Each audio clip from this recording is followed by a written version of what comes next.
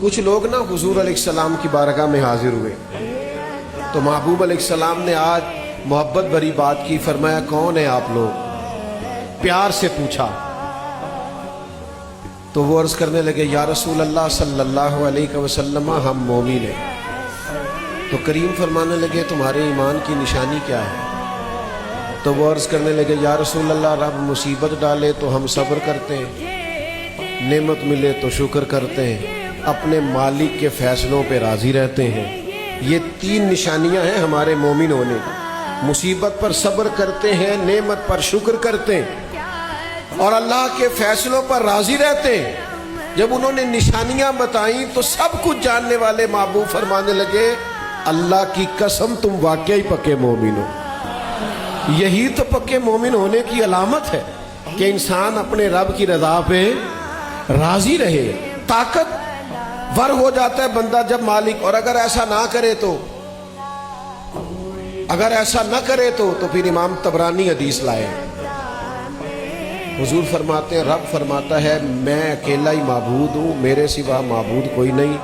جو میری طرف سے آنے والی مصیبت پر صبر نہ کرے اور میری طرف سے ملنے والی نعمت پر شکر نہ کرے اور میرے فیصلے پہ راضی نہ ہو، وہ پھر اور کوئی خدا تلاش کر لے اور رب ڈھونڈ لے، کہیں اور چلا جائے. جب وہ میرے فیصلے پہ راضی نہیں ہے، جہاں میں نے رکھا ہے گویا وہ خوش نہیں ہے، اور کوئی ڈھونڈ لے. اور میرے عزیزو اللہ کی رضا پہ راضی رہنا. پیغام کربلا کیا ہے؟ امام حسین کے پاس پوری طاقت تھی، روحانی قوت تھی، جسمانی قوت تھی، خاندانی قوت تھی، پکار سکتے تھے. لیکن پورے پیغام کربلا کو حضرت میاں محمد بخش صاحب نے ایک شعر میں بیان کر دیا.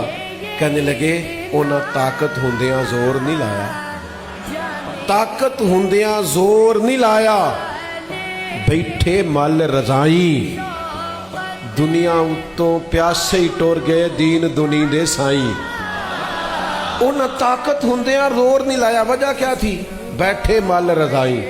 یا اللہ اگر تیری رضا یہ ہے کہ پیاسے جائے تو پھر ٹھیک ہے، پھر بیٹھے مل رضائیں. وہ تو کربلا میں اللہ کی رضا مال کے بیٹھے تھے. آپ بھی کبھی کبھی، میں بھی کبھی کبھی رضا پہ راضی ہو کے بیٹھتے ہیں. بے چینی کس بات کی، پریشانی کس بات کی، الجھاؤ کس بات کا، ذہنی اور فکری تناؤ کس بات کا؟ اپنے مالک کی رضا پہ راضی ہونا یہ کمال ہے. مزید ایسی ویڈیوز کے لیے اپنے چینل قلبک ٹاکس کو ضرور سبسکرائب کریں. جزاک اللہ.